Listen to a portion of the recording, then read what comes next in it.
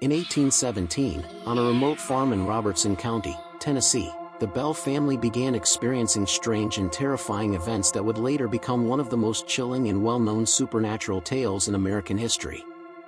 The family, led by John Bell, lived a quiet life on their farm, unaware of the dark forces that would soon disrupt their peaceful existence. At first, the disturbances were small, almost imperceptible. Soft knocking sounds echoed through the house, seeming to come from the walls and floors. John Bell dismissed these noises as the usual creaks of an old house. But when the sounds grew louder and more frequent, he became concerned. It wasn't long before other oddities began to occur. Furniture would move by itself, doors would open and shut without explanation, and a strange, unsettling feeling seemed to hang in the air. But the true terror began when John's daughter, Kate Bell, became the primary target of the mysterious force. One night, as Kate lay in bed, she felt something cold and invisible tugging at her legs, pulling her out of her bed and onto the floor. The sensation was so powerful that it left her struggling to regain control of her body, as if some invisible hand had its grip on her. She screamed, but no one in the house could see what was happening. From that moment on, the spirit seemed to single out Kate, haunting her relentlessly. As days passed, the supernatural events escalated. Kate began to hear whispers in the dark, voices that weren't just random murmurs but actual words. These voices would call her by name, taunting her with threats and promises of danger. The family tried to ignore it at first, thinking it might be a figment of Kate's imagination.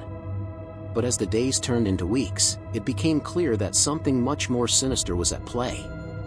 The Bell family wasn't alone in their suffering. The strange happenings began to spread to the nearby town. Neighbors reported hearing strange noises coming from the Bell house, and some even claimed to see shadowy figures lurking around the property at night. The stories spread quickly, and the Bell Witch became the talk of the town. People came from miles around to witness the events for themselves, hoping to catch a glimpse of the supernatural entity. As the entity grew bolder, it began to communicate more directly with the family. The spirit would speak to them in low, menacing voices, often making direct threats. The Bell family began to realize that they were dealing with something far more dangerous than they had ever imagined. One night, the entity spoke clearly and ominously, "You will all be my victims." Despite the mounting terror, the Bells tried to find help. They reached out to local religious leaders, hoping that a spiritual intervention could stop the haunting. A local man named James Jackson, who was known for his knowledge of spiritual matters, decided to stay at the Bell house and try to perform an exorcism. His arrival brought some hope to the family, but as he began his ritual, the spirit lashed out in fury.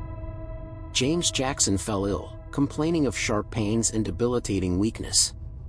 Within a few days, he died under mysterious circumstances, his death attributed to the malevolent spirit. The family was now living in constant fear, unable to escape the terror that seemed to surround them. The Bell Witch became more aggressive, and it wasn't long before the entity began to predict the death of John Bell himself. The spirit's voice taunted him, whispering death threats and condemning him to a slow, painful demise. John's health began to deteriorate rapidly. He became pale and frail, unable to move without great difficulty. The family, helpless in the face of such an overwhelming force, watched as John's condition worsened with each passing day. Finally, on his last day, John Bell heard the voice one last time. It told him, "You will be my next trophy." Within hours, John Bell passed away, his death as mysterious as the events that had plagued his family for months. The doctors who examined him could find no physical cause for his death, but the family knew the truth: the Bell Witch had claimed another victim. After John's death, the hauntings seemed to cease. The entity disappeared, leaving the Bell family to pick up the pieces of their shattered lives. However, the damage had already been done. The land surrounding the Bell farm became infamous, and the legend of the Bell Witch spread far and wide. People spoke of the cursed land, where the spirit of the Bell Witch still roamed, waiting for the next victim. The story of the Bell Witch became part of American folklore, and it is still told to this day. Many believe that the spirit of the Bell Witch never truly left, and that it continues to haunt the land where the Bell family once lived. Some claim that they can still hear the eerie whispers of the Bell Witch late at night, calling out to them from the shadows. In the years that followed, people would visit the area in search of answers, hoping to uncover the mystery behind the haunting. The Bell family's farmhouse, long since abandoned, became a site of fascination for those intrigued by the supernatural. The local community remained divided. Some were convinced that the Bell Witch was a real, malevolent spirit, while others dismissed the tale as nothing more than an elaborate hoax. Yet, no matter how much time passed, the legend of the Bell Witch endured, a chilling reminder of the terror that once gripped a family in the quiet woods of Tennessee.